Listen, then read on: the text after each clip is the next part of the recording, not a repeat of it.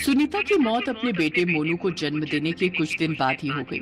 उसके जाने के बाद उसकी 7 साल की बेटी रिंकी ने ही अपने भाई बबलू का ध्यान रखा। उसके बाबा ने साल भर बाद ही दूसरी शादी कर ली, लेकिन उसकी सौतेली माँ को तो वो दोनों फूटी आंख नहीं भाते थे। 7 साल की रिंकी सारा दिन भूखी प्यासी अपने 2 साल के भाई को गोद में लिए और सर पर प्याज की टोकरी उठाए प्याज बेचा करती थी। फिर शाम को जब वो घर आती तो सारे पैसे उसकी सौतेली माँ उससे छीन लेती। ऐसे ही एक रोज, अरे इसमें तो 10 रुपए कम है, बाकी के पैसे कहाँ हैं?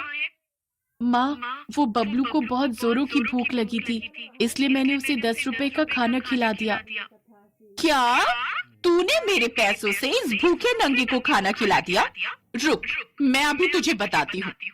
रेणुका उसकी खूब पिटाई करती है, फिर बबलू को गोद में उठाकर बड़बड़ाती हुई घर से निकल जाती है। आज तो मैं इस बीमारी को सदा सदा के लिए खत्म ही कर दूंगी। जब तक ये रहेगा तब तक इस रिंकी का मन काम में नहीं लगेगा और ये मेरे पैसे इस पर लुटाती रहेगी। इतना कहकर रेणुका बबलू को उठाए नदी की तरफ जा रही होती है। उसके पीछे भागती हुई रिंकी लगातार रोते हुए अपनी सौतेली माँ से कह रही थी, नहीं माँ, छोड़ दो उसे, बबलू अभी बच्चा है, नहीं माँ। लेकिन रेणुका उसकी एक नहीं सुनती और बबलू को नदी में फेंक देती है। चल अब घर, तेरा भाई तो परलोक सिधार गया। मेरा बस चलता तो मैं तुझे भी आज ही खत्म कर देती, लेकिन नहीं, अगर मैंने ऐसा किया तो फिर घर का काम कौन करेगा? रेणुका उसे घसीटते हुए घर ले आती है। रिंकी अपने पिता को आकर सारी बात बताती है। अरे तो अच्छा ही है ना मर गया, तू क्यों हमारी छाती पर बैठी है? तू भी उसके साथ ही मर जाती तो अच्छा होता। उधर बबलू बहता हुआ नदी किनारे आकर बेहोश पड़ा हुआ होता है। उसी नदी किनारे एक विधवा औरत गुमसुम बैठी हुई थी। उस बच्चे को देखकर वो झट से उसे उठाती है और अपने सीने से लगा लेती है। दरअसल नीमा विधवा और बांझ थी, उसकी खुद की कोई औलाद नहीं थी। मेरा बच्चा, लगता है किसी पापी ने इसे नदी में बहा दिया। नीमा बबलू को उठाकर झट से डॉक्टर के पास ले गई, जहां डॉक्टर ने उसे इंजेक्शन लगाया और कुछ देर बाद उसे होश आ गया। नीमा उसकी देखभाल करके अब अपने बच्चे की तरह पालन पोषण करने लगी। नीमा शहर में टेलरिंग का काम करती थी। उधर रिंकी का रो रो कर बुरा हाल था। ऐसे ही समय बीता। अब दोनों भाई बहन बड़े हो गए। उधर नीमा भी अब एक बड़ी फैशन डिजाइनर बन चुकी थी।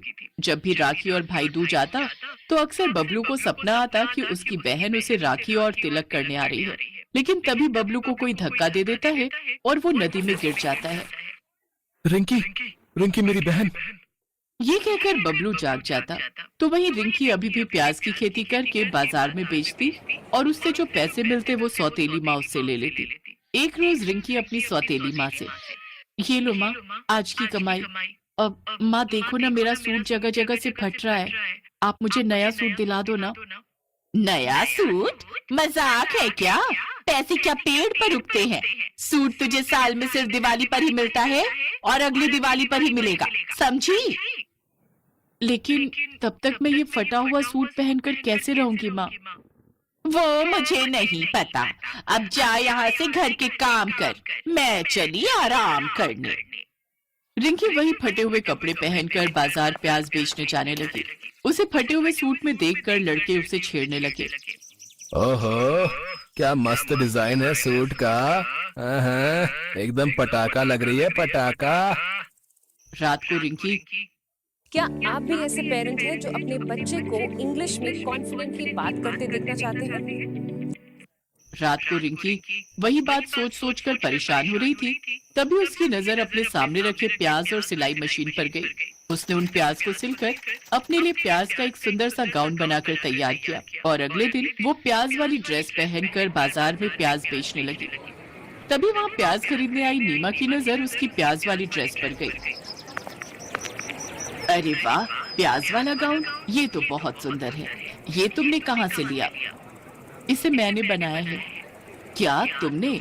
वाह, तुम तो बहुत ही अच्छी डिजाइनर हो। फिर तो तुम मेरे साथ चलो, मेरे पास तुम्हारे लिए एक बहुत अच्छी नौकरी है। मेरा खुद का कपड़ों का शोरूम है, तुम उसमें कपड़े डिजाइन करना और मैं तुम्हें हर महीने 40,000 रुपए तनख्वाह दूंगी। ये सुनकर रिंकी बहुत खुश हुई और वो नीमा के साथ उसके घर चली गई, जहाँ बबलू सो रहा था। लेकिन अचानक से वो रिंकी दीदी कहते हुए जोर से चिल्लाकर जाग गया। मेरे बेटे, तूने फिर वही सपना देखा क्या? हाँ माँ। कैसा सपना? फिर उन्होंने रिंकी को उस सपने के बारे में बताया। क्या? नदी? बबलू, तू कहीं अपनी इस बहन रिंकी का भाई तो नहीं है? रिंकी, बबलू, हाँ, यही नाम तो मैं रोज सपने में सुनता हूँ।